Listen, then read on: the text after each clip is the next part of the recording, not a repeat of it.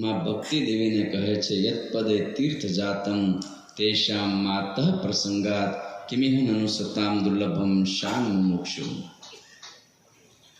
जे हमारा साधुओ एवा स्वामी श्रीना पूज्यपाद गुरु अमरा अति आत्मीय पूज्यपाद हरिवल्लभदासजी स्वामी सत्संग महासभा समग्र परिवार पधारे संतों के पूजन के लिए। संत पूजन के सहयजमान श्री दिनेश भाई गोवर्धन भाई पटेल परिवार में बढ़ता